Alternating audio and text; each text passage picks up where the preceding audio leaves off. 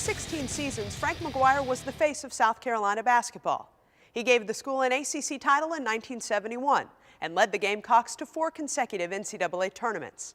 But it was off the court, beyond the cheers, where Coach McGuire embraced the challenges of a personal struggle, one that continues to impact the Columbia campus.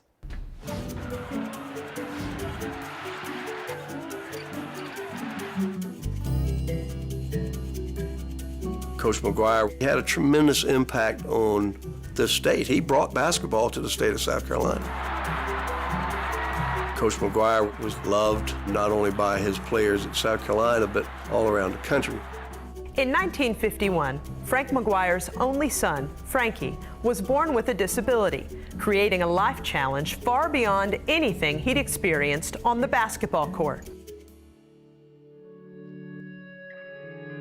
Frankie was born with profound retardation and cerebral palsy. It was very cruel what the doctor said to my parents when he was born, and that they could probably throw Frankie off a cliff for what he'd be worth. Dad spent the next 3 days in a chapel and came back to my mother's room and he said, "We're going to make a difference in his life." He was so appreciative of every effort Frankie had to make just to do the simplest of things, but he encouraged him to do and to be, and not just to be overlooked. And I mean, the more that Dad taught Frankie to feel accepted and to be the best that he could be, Frankie progressed. Coach McGuire introduced Frankie and brought Frankie out into the public, didn't sequester him. You started seeing wheelchairs show up at basketball games. He interjected something into the mainstream that was not mainstream and forced people to deal with it, to actually face it.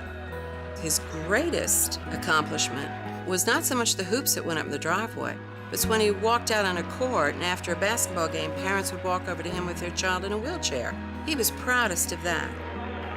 Frank McGuire retired in 1980 as the winningest coach in South Carolina history. 8 years later, former Gamecocks football player Don Bailey was dealing with a similar situation with the birth of his son, Donald Jr. He was cognitively slow. The doctor told us that he would have a difficult life, wouldn't have any friends, would never finish high school. I didn't buy into that, and I felt it was my duty and my obligation to do whatever I could for him. So Bailey, who was a student when McGuire was coaching, went back to his alma mater to start a program called CarolinaLIFE, which allows for disadvantaged kids to have the same college opportunities as typically developing children. They're just like regular college students. They have classes that they attend with the normal population. See if you can figure out how to get all of the things that you need to do in a week into your week. And we feel that this is something that every student should be exposed to, regardless of whether they have an intellectual disability or not. And so when our students in CarolinaLIFE take this class, they are exposed to what the expectations are. We are basically looking at these students as any other type of students in our university. Sometimes it's hard to see the big picture. It's hard, or you think, oh, I can't do this.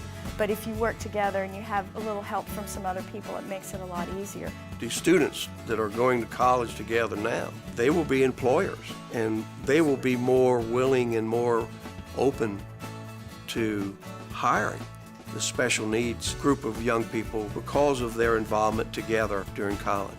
Those kids are really capable of doing some really great things. We simply have to give them the opportunity. The only thing that limits this program right now are the costs, and then those costs affect the size of the population that we can serve. Recently, CarolinaLIFE launched its biggest fundraiser campaign to date, the Frank and Frankie McGuire Scholarship. Something can be made permanent and will carry the name of Frankie McGuire, because Frankie McGuire embodied all of the challenges that these people face. My son has the opportunity to extend his education, and all the other children that have these disabilities should have equal opportunity to continue learning. My son is going to graduate this coming spring with his class, and that's important to him.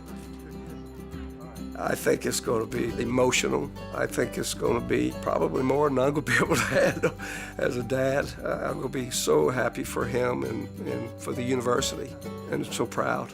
I'll be very proud.